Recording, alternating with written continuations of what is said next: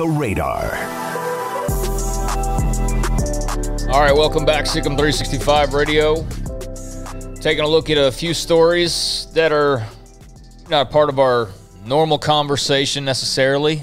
So we bring them up here to shine a little light on them, although I think this one would probably have gotten a little bit of attention. The college football playoff, we talked last week about the reformatting that's being talked about with 12 teams going from 4 to 12. 4 teams would have a bye.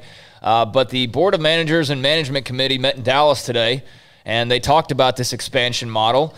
Mississippi State President Mark Keenum, the chairman of the Board of Managers, said that the board has authorized the Management Committee to begin engaging with other important voices in an effort to iron out a format for an expanded playoff. They'll begin a summer reviews that will engage voices, including people on campuses, like student-athletes, ADs, faculty, athletics representatives, coaches, university presidents, chancellors, etc.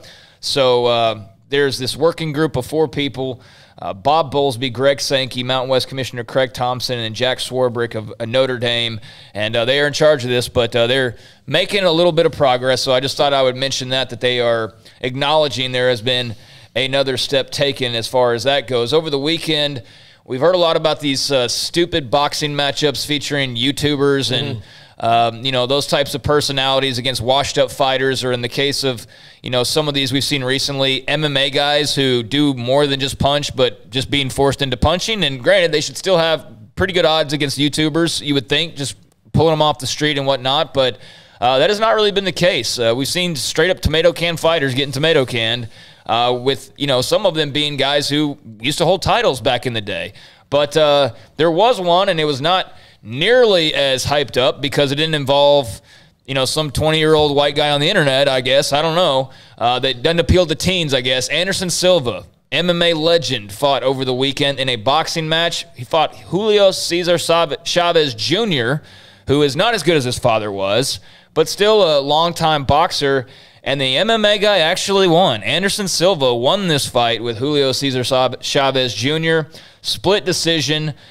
He is an MMA first ballot Hall of Famer, but now he's won a boxing match as well. And this took place down in Mexico this past weekend. He was a big underdog. He had not competed in boxing since 2005 and only had 2 pro boxing matches coming in to the fight with Chavez Jr. So point for the MMA guy finally, as they've not really, boxing and MMA both have kind of been at the mercy of, in some ways, the celebrity culture. But nice to see a MMA fighter get a boxing win, I guess. Yeah, I think it's weird that the new fad is like it's the first scene in Rocky 3 where he fought Hulk Hogan. Yeah, that's the fad now of boxing, and MMA fighters are kind of playing that Hulk Hogan role a little bit, and it's so strange to me. I'm glad for Anderson Silva that they finally did it. I do think, Craig, that we need to push the door swings both ways in that thing a little bit more, and then what would Craig be more wants interesting? Craig wants to see boxers do MMA and not MMA do boxing. In that, listen. Learn how to kick someone. See what happens. Or be kicked. What would be more fun to watch? Floyd Mayweather in a boxing ring against a guy who has had at least 50% of his fight game stripped away before even entering the ring, because now you've told him he's got to wear bigger gloves than he's ever worn before. Big ring, no feet, no knees, no legs, no wrestling, anything. So you're just you're basically taking a guy who's got like 5 things and you're making him one thing.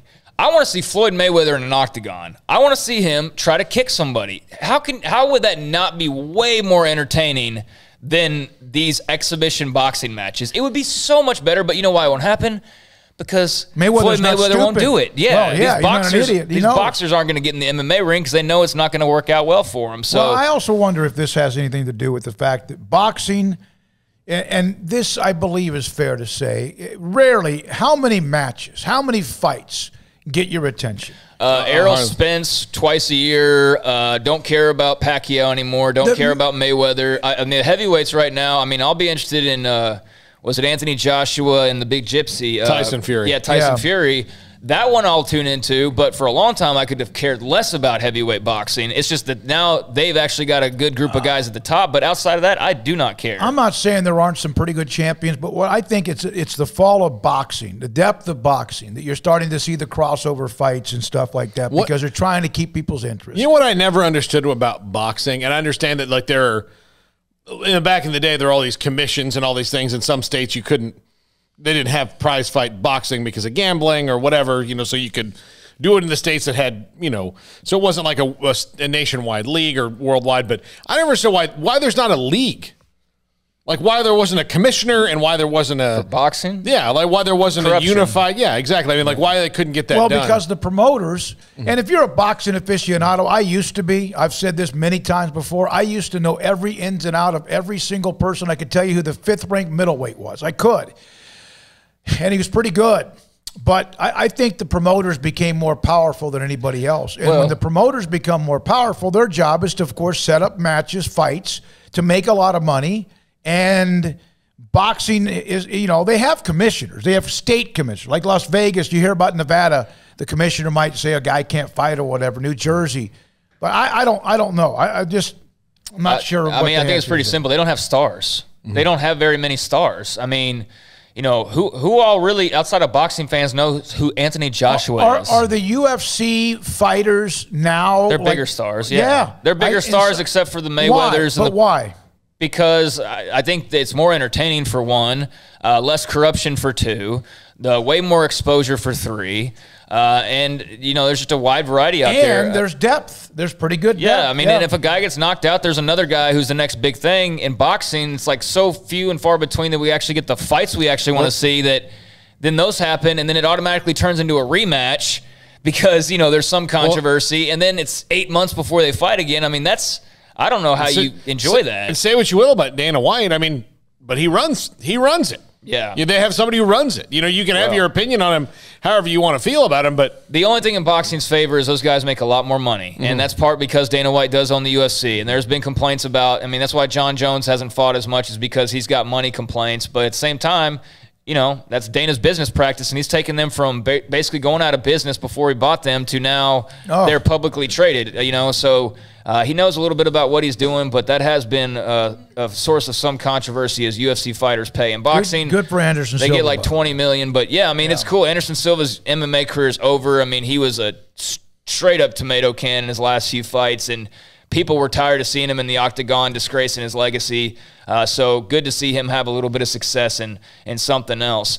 Texas 2021 wide receiver signee Keithron Lee was arrested in Bryan, Texas over the weekend. One report says that he has been suspended. Another report said that he was off the team already, although that can't be confirmed. I've only seen suspension, but he was arrested over the weekend as where did that go? He was arrested over the weekend on charges of assault of a family member from this past Sunday.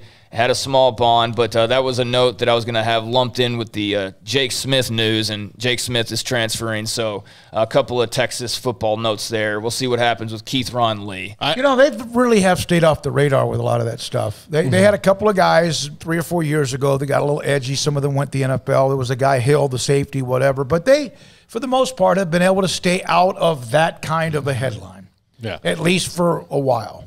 By the way, this is a tweet from Emiliano Carraccia, who is a European basketball reporter, and he has said Ishmael Wainwright is expected to play in the NBA next season. I am told the Raptors are the front runners to sign him.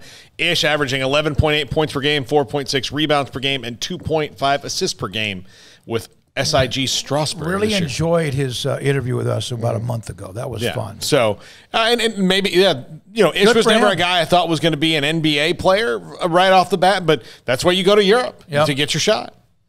College World Series, Texas won today against Tennessee, but NC State became yesterday the first team to beat the overall #1 seed, Arkansas, and then the defending champions in Vanderbilt in the same NCAA tournament. They're the 4th team to face both in the same tourney since seeding began in 1999. So first team to beat the defending champs and the #1 overall seed, and that's a heck of a team right there, the NC State Wolfpack. But did you guys see Jack Leiter pitching in a loss yesterday? My God, he was unbelievable. 8 innings pitched, 4 hits, 1 run, 1 walk, 15 Ks, 123 pitches, and lost. Yeah. That's Yu Darvish right there. That's what that is. That's exactly right. He might get drafted by the team that first signed 1-0. It was a 1-0 game. The Rangers will be right there waiting for Jack Leiter. Well, there's a lot of talk about who they'll pick, and some think that that's an obvious choice. And then there's, of course, Kumar Rocker. I think I'd rather have Leiter, but I don't really know their breakdowns all that well. Rocker seemed like a bigger deal last year, or 2 years ago, than he seemed like right here. But, yeah, that was something to point out because it was an incredible performance. And, yes, he very well may be the Texas Rangers pick when the time comes here pretty soon. And just to wrap it up a little bit, coming up elsewhere tonight at 7 p.m., it'll be Virginia and Mississippi State in the College World Series. That'll be on ESPN2, and that's the battle of the remaining unbeatens. Those are the only two teams that have not had a loss yet. So that's tonight at 7 o'clock. Also tonight, got Montreal Canadiens and the Vegas Knights. That series tied at 2 apiece. Game 5 will be at 8 on the NBC Sports Network. And then tonight in the NBA, it'll be the Clippers and the Suns. Suns leading that series 1-0 tonight at 8 on ESPN. All right. Every Tuesday and Thursday at 4:45, Craig's Off the Radar. When